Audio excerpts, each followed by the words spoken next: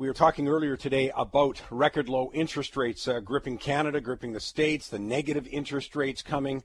Well, let's bring on Aaron Dunn of Keystone Financial to chat about what he's doing. Aaron specializes in looking at situations that have a yield, but he also does a great job at assessing the risk involved with them. Aaron, thanks for taking the time on a Saturday. Hey, no problem at all. Thank you for having me. You obviously saw the 10-year U.S. Treasury note hit to an all-time low at 1.37%. Talking to Mike Levy about our 10-year note in Canada dropping below 1%. I mean, my goodness, where does somebody go when they're looking for yield these days? It's a roller coaster ride. It's absolutely a roller coaster ride in the debt market right now. But one place to go, of course, is to look at corporate dividends. And there's a lot of companies out there that obviously a dividend is not a guarantee. It's not like you're buying a government bond and you're getting that guaranteed income distribution. But as long as you assess the risk and you're investing in quality companies, you can get a much higher income yield from that investment. And it's also something that's going to grow, and it's something that can give you capital appreciation as well. So that's what we've been doing for our clients for several years, and we're going to continue to do it. Right now, I can't see at what point in time interest rates are going to start going up to the point where investors are going to get a reasonable return from investing in government debt. What are you worried? I mean, one of the things I've been worried about and talking about is that in search for yield, that we've got a lot of investors who are jumping into maybe a little higher risk than they appreciate. Like you just described that with dividends, it's not the same as a guarantee, although if you get a high quality one, obviously the track record tells you pretty much about that. But I'm just saying the real worry that people are getting into some pretty dicey things, or at least they're not aware of the level of risk they're taking. Yeah, that's true, and that's correct for dividend stocks in general. And then there are also other types of investments out there, income investments that are not dividend producers. They're harder to understand. They're not publicly traded companies, but they provide what looks like a very appealing yield to investors, and they're very difficult to assess. So it's hard to know exactly what risk level you're at when you invest in some of these things. But certainly within the public markets where we operate, you have to be very wary about what you're investing in, and you don't just look at the yield. You don't want to chase yield. Even if you're investing in something that's paying 10-12%, even if that dividend is being maintained and you're continuing to get that yield from the stock, share can go down 20%, 30%. It'll eat up your yield right away. And then you can also have a dividend cut, or the dividend can be discontinued altogether. So you really have to look at the fundamentals of the business. And, outside of just finding a company that will provide you a dividend that is stable, we also like to find companies that are growing as well. So they're providing you, a very high quality income yield, and they're growing that dividend over time. So you're getting capital appreciation, you're getting income, and you're getting the growth, at least enough to account for any type of inflation. And in a lot of cases, a lot more companies growing their dividends sustainably in the mid single to even the low double digits. Well, one of the things that I like about what you do at Keystone Financial is that you actually categorize. You go, okay, these are conservative dividend payers, or yield, I should say. It's not restricted only to dividends, as you say, but these are conservative. These are moderate risk. This is a mix of growth and yield. I think that's an excellent start, because those are one of the questions I want investors to be asking when someone presents them with an idea. Let's come to, if you're looking at sort of the conservative risk side of things, but you're looking for a yield. So growth isn't your primary concern at all, but getting some sort of yield. What kind of numbers could someone expect, or what you're seeing out there that you're comfortable with the company, and what kind of yield does it give off? In the conservative space, obviously, it's going to vary. I would say yields in this market for high-quality companies in the conservative space, they would start out usually for our research around 3% dividend yield. They can go up as high as 5%. And then we're looking at growth rates, typically in that space in the mid-single digits, low to mid-single digits. So, roughly around 5%. Sometimes they can go beyond that. But when you're looking long-term sustainably, a company is in the conservative space is unlikely to continue to be able to grow their dividend at, say, 15 to 20%. Although in the short term, it certainly happens. So definitely a wide range, but those are the numbers that we're looking at right now. When you look at when you see a company, for example, and maybe you have a familiarity with it, but you see it's got an 8% dividend or a 7% dividend. Does actually a red light go off, like saying, wait a second, how is that mispriced to the market, or does that represent a significant greater amount of risk? What do you do with that as an analyst? Well, you look at the fundamentals of the business. You try and understand where are those earnings being generated from, what type of assets are underpinning the earnings, and are they growing? Are those earnings going to be able to continue to grow? What does the balance sheet look like? Are they carrying too much debt? And, of course, what does the payout ratio look like? We generally like companies that have a healthy payout ratio, say in the conservative space of 70, 80%, and that allows them that gives you a margin of safety, and it also provides greater flexibility for growth in the future. You know, a dividend yield of, say, 8%, I would say it starts to create a red light, regardless of the risk profile you're looking at. But you don't necessarily want to disregard something just because of the yield. Certainly, if you go into the moderate and the aggressive spaces, there's been some very high quality companies that yield upwards of 8% and even a little bit beyond that we've recommended in the past, and they've worked out really well for us. And as the market starts to recognize that value, the share price goes up and the yield goes down. So I wouldn't necessarily, it's not a hard and fast rule where if I see a yield of 8%, then I think that there's a problem there. I would say in the majority of cases, though, when you have a high yield, there probably is a problem. So that's when you really have to understand the business, and you really have to understand the cash flow that's supporting that dividend. I'm talking with Aaron Dunn. He's senior equity analyst at Keystone Financial, specializing in yields to growth plus yields, that whole spectrum there. I'm going to ask him for some specific examples from each one of those categories so we can wrap our heads around it. Also, I've got my favorite story of the week coming up. You think you may know Uber and what it does? Well, it's just launched a new service, and it's cool. I'll do that when we come back right across the Money Talks Network.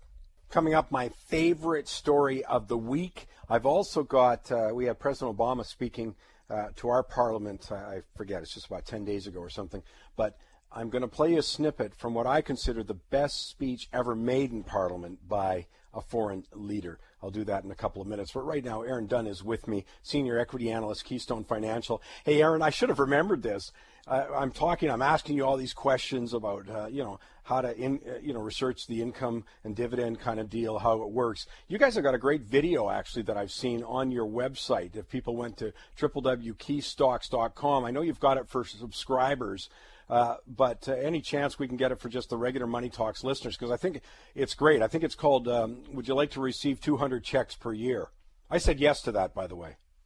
Yeah, who wouldn't want to receive 200 checks a year? And yeah, absolutely. We've got it right up now on the front page of keystocks.com. So what it is it's a special offer for Money Talks listeners, but it's also a tutorial just on how we look at income investing and how we analyze stocks and some good practices for investors when they want to buy these types of income opportunities. So just go to keystocks.com, keystocks.com. Just before the break, Aaron, I said let's go into some of these categories and maybe give me some examples of names. Let's start with that sort of growth hybrid kind of side of the portfolio where you are definitely emphasizing both sides. You want a dividend, but you also want growth out of it. Yeah, absolutely. So the first company I'm going to talk about here is K-Bro Linen, Inc. The symbol is KBL. So one thing we love is that simple, easy to understand business, and we think K-Bro is a poster child for this type of company. What they do is linen cleaning services, primarily for the healthcare sector. It's not a sexy business at all, but what we do find sexy is the company's ability to produce solid, consistent free cash flow that grows over time. They've grown revenue in every year over the last decade, and they were able to increase their free cash flow per share even through the financial crisis of 2008. We actually originally picked up coverage of the company shortly after the crash at about $9 per share because we knew that this was going to be the type of business that would maintain their profitability through what was going on at the time. Regardless of what happens to the overall economy, people are going to still continue to need hospital services, and the bed linens are going to need to be cleaned. So today the stock trades at just over $40 per share. We reiterated our buy recommendation in June, both in our income stock and our small cap research. And looking forward, we think that there's excellent growth opportunities for the company. They just commissioned a new facility in Regina at the start of this year. In February, they announced a new state-of-the-art facility in Toronto, and they're now planning another state-of-the-art facility in Vancouver, which they're planning to build over the next 30 months. It's trading right now at about 15 times free cash flow, which we consider growth at a reasonable price, and it yields around 2.9%. This isn't a company. This is what we look at as a longer-term value builder. So it's not a company that we would want somebody to buy if they're only going to hold it for 6 months. But if you're looking to buy it and stash it away for the next 2-3 years, then we think that you're going to do very well on it. That's a great example, though, of what you do on that side of your portfolio. As I told everyone earlier, that you guys divide your portfolio into different categories, and that's a great example of your sort of growth / hybrid side, where you're also looking for a yield but growth. Let's talk about something that's sort of moderate risk in the yield side of things. So that was a company that was in our moderate risk portfolio. Another one that is it's classified in our aggressive right now, but I would say it's very close to the moderate risk portfolio as well, would be Exchange Income Corporation. The symbol is EIF. So it's a higher yield, about 6.5%. They're focused on 2 sectors, specialty aviation and manufacturing, but a significant portion of their work is done under government contracts, so they actually have very good earnings visibility, and they've been stable for the most part. The overall strategy for them is growth by acquisition. They've been very successful in this area. They completed a major acquisition of an aerospace company at the start of 2015, and this doubled their free cash flow per share for the year, also resulting in a couple of dividend increases. We're not expecting quite that level of growth this year, but the first quarter results were very strong, with revenues up about 25% and free cash flow up about 40%, and this was largely fueled by organic growth. So what we have with Exchange is a company that's relatively stable earnings profile. It's growing organically, and at any time they can make an acquisition, which could be transformational for the company. The stock price is up about 50% over the last year, but we still consider it attractively valued. It's trading at just under 10 times free cash flow right now. And as I said, they've been a dividend grower, so they've grown their dividend 11 times over the past 12 years, but twice just over the last year. And the payout ratio right now is very healthy. It's about 65%. We see a very high likelihood that the free cash flow and the dividend are going to continue to grow, and what they should also do is continue to drive increases in the share price, as it has. Sorry, what's the dividend yield at this point? Right now it's 6.5%. So this is a good example of a company. When we recommended this company, it was actually the yield was over 8%, 8.5%. And the real reason why it's 6.5% right now is because the share price has gone up. Mm-hmm. So this is a good example of a company that we didn't want to just ignore because it had a high yield. We looked at the business. We looked at where the cash flow was coming from. We saw visible growth coming from the acquisition, and it was something that's worked out extremely well for our subscribers over the last year. We got time for one more. You've got something else we can share with us? Absolutely. So I'll give you one. We'll do one from each. This one is from the conservative portfolio. It's Brookfield Infrastructure Partners. The symbol is BIP.UN. This is a global infrastructure company, so they own interests in assets like major shipping ports, toll roads, electrical, telecom infrastructure.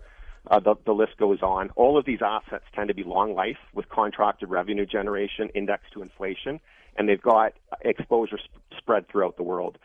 So it's another business that's been very stable, and they've been growing free cash flow per share consistently over time. It's mostly an acquisition-focused company, but there's also organic growth opportunities as well. And this year has started very strong. They grew their cash flow per share in the first quarter by 15%. It's also been increasing the distribution to unit holders, to shareholders every year. They report financials and they pay distributions in U.S. dollars. So the yield right now in Canadian dollars is right around 5%. This year they increased the distribution 7%. Last year they increased it 10%. These are the types of increases they've been doing over the past 5 to 10 years. And we consider, for what we consider a relatively conservative stock, investors are getting a lot of income out of this name. So it's really something that can be a staple in your portfolio. And there's going to be some ups and downs. There is some currency exposure because it's an international company. But we think it's going to continue to be a rock-solid long-term business, and it's going to continue to provide a growing income stream to its investors. Just a great example of the kind of work you do at Keystone.